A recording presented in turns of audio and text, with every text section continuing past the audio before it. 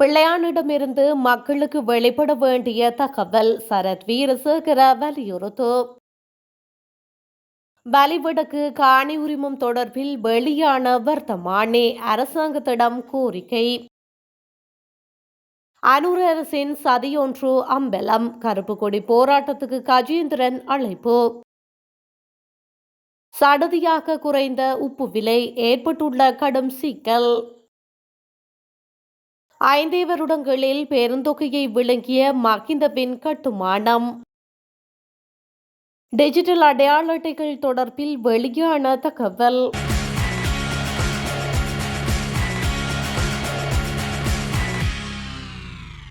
உயிர்த்த ஞாயிறு தின தாக்குதல் சம்பவம் தொடர்பில் பிள்ளையான் முன்கூட்டியே அறிந்திருந்தார் எனில் அது தொடர்பில் விசாரணைகளை முன்னெடுத்து தகவல்களை மக்களுக்கு வெளிப்படுத்த வேண்டும் என முன்னாள் பொதுமக்கள் பாதுகாப்பு அமைச்சர் சரத் வீரசேகர தெரிவித்துள்ளார். இது தொடர்பில் ஊடகங்களிடம் அவர் மேலும் கூறுகையில், சஹ்ரான் மற்றும் நௌபர் மௌலவி ஆகியோரே உயிர்த்த ஞாயிறு தின தாக்குதலின் பிரதான சூத்திரதாரிகள். இவர்களில் சஹ்ரான் இறந்துவிட்டார். FBI, இன்டர்போல் ஆகியவற்றுக்கு கூட கண்டுபிடிக்க முடியாமல் போன பிரதான சூத்திரதாரி ஒருவர் இருந்தால் அவர் பற்றி தகவல் வெளியிடாமல் இருப்பது ஏன்? இது பாதிக்கப்பட்ட கத்தோலிக்க மக்களை அவமதிக்கும் செயல் என்றே நான் கருதுகின்றேன். உயிர்த்த ஞாயிறு தின தாக்குதலின் போது ஷானி அபேசேகர சேவையில் இருந்தார். தற்போது அவருக்கு மீண்டும் பதவி வழங்கப்பட்டுள்ளது. எனவே எப்படியான பிரதான சூத்திரதாரியை கண்டுபிடிக்கின்றார்கள் என பொறுத்திருந்து பார்ப்போம். அவ்வாறு பிரதான சூத்திரதாரியை கண்டுபிடிக்க முடியாமல் போனால் தம்மால் போலியான கருத்தே சமூகமயப்படுத்தப்பட்டது என்பதை மக்கள் முன்னிலையில் அரசு தெரிவிக்க வேண்டும். அதேவேளை உயிர்த்த ஞாயிறு தின தாக்குதல் சம்பவத்துடன் பிள்ளையானுக்கு தொடர்பு இல்லை என்றே கூறப்படுகின்றது. சில வேளை அவருக்கு தெரிந்திருந்தால் அது பற்றிய விசாரணை செய்யலாம். முழு அதிகாரமும் தற்பொழுது அரசு வசம் உள்ளது என அவர் மேலும் தெரிவித்துள்ளார். யாழில் பாரிய போராட்டம் ஒன்றை முன்னெடுக்க உள்ளதாக தமிழ் தேசிய மக்கள் முன்னணியின் செயலாளர் கஜேந்திரகுமார் அழைப்பு விடுத்துள்ளார். குறித்த விடயத்தை கொக்குவிலில் உள்ள அவரது அலுவலகத்தில் ஊடக சந்திப்பொன்றை நடாத்தியவர் தெரிவித்துள்ளார். இது தொடர்பில் மேலும் தெரிவித்த அவர், எதிர்வரும் 23ஆம் திகதி அதாவது ஜூலை 23 என்பது தமிழ் மக்களுக்கு கரை படிந்த ஒரு நாள். இந்த நாளின் வரலாற்றை மழுங்கடிக்க அனூர் அரசு சதித்திட்டம் ஒன்றை மிக சாதுரியமாக நகர்த்த முயற்சிக்கின்றது. இந்த நிலையில் அனூர் அரசின் எடுபடிகளின் முயற்சிகளுக்கு எமது மக்களுடன் போகக்கூடாது. அன்றைய நாளை கரைபடிந்த நாளாக நாம் அனைவரும் கருப்பு கொடி கட்டி தூக்கத்தையும் எதிர்ப்பையும் வெளிப்படுத்துவோம் என்று அவர் மேலும் தெரிவித்துள்ளார்.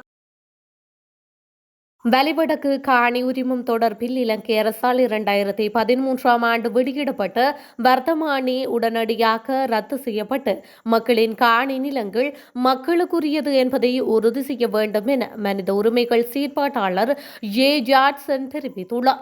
இராணுவத்தின் பிடியில் உள்ள வலிவடக்கு காணிகளை விடுவிக்க கோரி நேற்று காணிகளை இழந்த வலிவடக்கு மக்களால் ஊடக சந்திப்பு ஒன்று யாழ்ப்பாடி தனியார் விடுதியில் நடைபெற்றது. இதன்போது இன்னமும் 2808 ஏக்கர் காணிகள் விடுவிக்கப்பட வேண்டியுள்ளதாக தெல்லிப்பளை பிரதேச செயலகம் கூறுகின்றது. ஆனால் யாழ் மாவட்ட செயலகம் 2800 ஏக்கர் நிலம் என்று கூறுகின்றது. இவ்விரு அரசு நிறுவனங்களும் முதலில் ஒரு சமநிலையில் தகவல் பதிவை கொண்டிருக்க வேண்டும். அதேவேளை மாவட்ட செயலர் எதேச்சத்தனமாக தகவல்களையும் கூறக்கூடாது. இதே நேரம் 2013ஆம் ஆண்டு இது தொடர்பாக வெளியிடப்பட்ட வர்த்தமானியில் 6317 ஏக்கர் நிலம் இராணுவத்தின் பிடியில் இருப்பதாக கூறியிருந்தது. அத்துடன் அவை அனைத்தையும் அரச காணிகள் என்றும் கூறுகின்றது. கடந்த ஆட்சியாளர்களால் பல ஏக்கர் காணிகள் விடுவிக்கப்பட்டன. அதேபோன்று வீதிகள், ஆலயங்கள் என்றும் மக்களிடம் கையளிக்கப்பட்டன. ஆனால் இந்த வர்த்தமானியின் பிரகாரம் இன்னமும் அரச காணிகளாகவே மக்களின் காணிகள் இருக்கின்றன. எனவே குறித்த வர்த்தமானியை உடனடியாக ரத்து செய்ய வேண்டும். இதற்கு இன்றைய அரசு நடவடிக்கை எடுக்க வேண்டும். அவ்வாறு ரத்து செய்தால் மட்டுமே மக்களின் காணி மக்களுக்குரியதாகும். இல்லையேல் அவை சட்டவிரோதமானவையாகவே இருக்கும் என்று அவர் மேலும் தெரிவித்துள்ளார். உப்பின் விலை குறைந்துள்ளமை தமக்கு பெரும் பாதிப்பை ஏற்படுத்தியுள்ளதாக புத்தளம் உப்பு உற்பத்தியாளர்கள் தெரிவிக்கின்றனர். கனமழையால் நாடு முழுவதும் உப்பு உற்பத்தி பாதிக்கப்பட்டதால் இந்தியாவின் குஜராத்திலிருந்து உப்பை இறக்குமதி செய்ய அரசாங்கம் நடவடிக்கை எடுத்தது. இருப்பினும் புத்தளம் உள்ளிட்ட பல பகுதிகளில் தற்போது உப்பு அறுவடை நடைபெற்று வருகின்றது. இந்த நிலையில் உப்பு உற்பத்தியாளர்கள் 50 கிலோ இந்திய உப்பை 4000 ரூபாய்க்கு வாங்கும் அதே வேளையில் புத்தளத்தில் 50 கிலோ உப்பு மூட்டையின் விலை 1800 முதல் 2000 வரை குறைந்துள்ளதாக தெரிவிக்கப்படுகின்றது. இதுகுறித்து புத்தளம் உப்பு உற்பத்தியாளர்கள் சங்கத்தின் தலைவர் ரனீஸ் பதூர்தின் கருத்து தெரிவிக்கையில், இந்தியாவில் இருந்து உப்பு இறக்குமதி செய்ததே இலங்கையில் உப்பு விலை குறைந்தமைக்கு காரணமாகும். உப்பை இறக்குமதி செய்ய அனுமதி கேட்ட அனைவருக்கும் அரசாங்கம் அனுமதி வழங்கியுள்ளது. இதனால் கட்டுப்பாடுகளின்றி இந்தியாவில் இருந்து உப்பு இலங்கைக்கு இறக்குமதி செய்யப்பட்டிருக்கின்றது. திட்டமிட்டு உப்பை இறக்குமதி செய்திருந்தால் உள்நாட்டு உப்பு உற்பத்திக்கு ஒரு நல்ல விலை கிடைத்திருக்கும் என்று அவர் மேலும் தெரிவித்துள்ளார். மத்தள ராஜபக்ஷ சர்வதேச விமான நிலையம் கடந்த 5 ஆண்டுகளில் தோராயமாக ரூபாய் 38 பில்லியன் நஷ்டத்தை சந்தித்துள்ளதாக அரசாங்க வட்டாரங்கள் தெரிவிக்கின்றன. மத்தள விமான நிலையம் சுமார் 36 பில்லியன் செலவில் கட்டப்பட்டது. இந்த விடயம் குறித்து கருத்து தெரிவித்த துறைமுகங்கள், கப்பல் போக்குவரத்து மற்றும் விமான சேவைகள் அமைச்சர் பிமல் ரத்நாயக்க, மத்தள ராஜபக்ஷ சர்வதேச விமான நிலையத்தை விமான பழுதுபார்க்கும் மையமாக மாற்ற அரசாங்கம் எதிர்பார்ப்பதாக தெரிவித்துள்ளார். பொருத்தமான வெளிநாட்டு கூட்டாளியுடன் இணைந்து மத்தள விமான நிலையத்தை லாபகரமான நிறுவனமாக மாற்ற அரசாங்கம் எதிர்பார்ப்பதாகவும் அவர் குறிப்பிட்டுள்ளார்.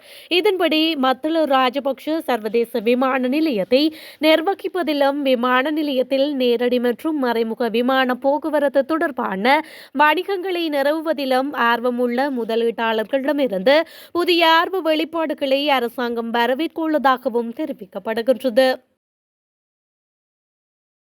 மின்னணு தேசிய அடையாள அட்டைகள் 2026 ஏப்ரல் மாதம் முதல் வழங்கப்படும் என எதிர்பார்ப்பதாக டிஜிட்டல் பொருளாதாரத்துறை பிரதி அமைச்சர் ஏரங்க வீரரத்ன தெரிவித்துள்ளார்.